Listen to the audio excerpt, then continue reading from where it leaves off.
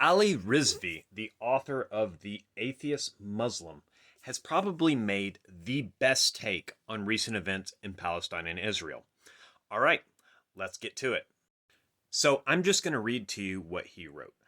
Either you're pro-Palestinian or pro-Hamas. You can't be both. Some things to note about this current conflict. Threat. Hamas is more loyal to Iran's mullah leadership than it is to its own Palestinian people. It is a despicable group that fires rockets from its own hospitals and schools to get Israel to bomb them so it can exploit dead Palestinian children to get the world's sympathy. Hamas is no more loyal to the Palestinian people than the Islamic Republic of Iran is to the Iranian people. Egypt controls the southern border of Gaza. There are 2 million people trapped in Gaza, and they're partly trapped because of Egypt, the largest Arab country in the world. The blockade of the Gaza Strip is cooperatively maintained both by Israel and Egypt. Whenever Gazans have been bombed by Netanyahu's Israel and wanted to escape across their southern border, Egypt has said no. If all the pro-Palestinian activists celebrating Hamas truly cared about the Palestinian people, they would also have an accountability campaign for Egypt. Netanyahu has badly weakened Israel in 3 significant ways. 1. He is aiming for a single-state solution which will eventually have a population that is over 50% Arab. If they get the right to vote, Israel will no longer be a Jewish state. If they don't get the right to vote, Israel will no longer be a democracy. Netanyahu is leading Israel to be either a Jewish state or a democracy, but not both. 2. Israel was one of a few issues that has always 100% bipartisan support from both Republicans and Democrats in the United States. Netanyahu figured it would be a great idea to torpedo that and alienate Democrats during the Obama era, which also created a cleft between American Jews who largely vote Democratic and Israeli Jews.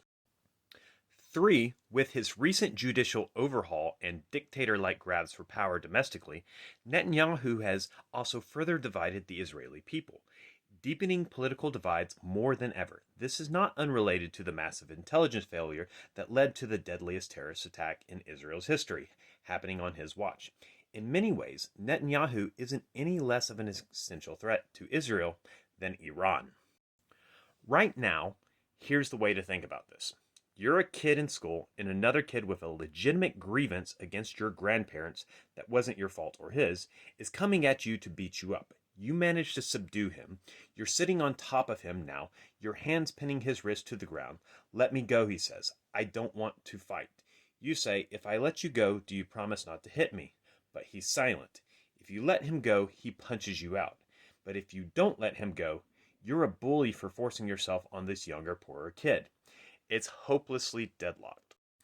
When Israel did try to loosen the grip in 2005 without withdrawing from Gaza, dismantling all settlements, removing all settlers and soldiers, opening the borders to commerce, many resources were provided to spend on education, infrastructure, and trade. Hamas used them instead to amass weapons, build tunnels into Israel, and to build bomb shelters, but only for its leaders. Notably, Gazan civilians weren't allowed to access these bomb shelters. It has never been the Palestinian people for Hamas. People on both sides will tell you there are no two sides to this. There is only one right side. This is absolute utter BS. There is a side of Hamas's terrorism and not use war crimes. And then there is the side of the Israeli and Palestinian civilians caught in the crossfire. It is not that hard. And remember that this is still at heart a religious conflict. Read Exodus 23:31-32 or Deuteronomy 1:8, among others, for Netanyahu's completely irrational justification for expansion. And read Surah 5:51, 59, or 60, or Hamas's charters of 1988 or 2017 to understand its driving motivation. Don't listen to nothing to do with religion crowd. Religion poisons everything. Religion kills. That couldn't be clearer in this case. It's been 75 years and several generations of people have been born in this land on both sides. You may have your opinion about the mistakes that their grandparents and their great-grandparents have made, but none of the people who live there today have any other place to call home. You're not obligated to pick sides on this issue, however hard you are pushed. Just know that Hamas is no friend of Palestine, and Netanyahu is no friend of Israel. This take largely mirrors my own. There are some minor points of disagreement, but at the end of the day, Hamas and Netanyahu's Likud party are two sides of the same coin. The Israeli far right and the Palestinian far right are both continuing and perpetuating this conflict between each other. There is only really one solution, and that is for secular left-wing voices on both the Israeli and the Palestinian side to cooperate and to remove the power from these right-wing authoritarians. Now, is that going to be easy to make happen?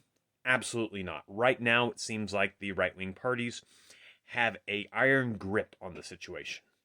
But if we are actually going to stand with the innocent civilians on the Palestinian and Israeli side of this conflict, that's really the only side we can take. We cannot fight over whether Hamas or Netanyahu are the lesser of two evils.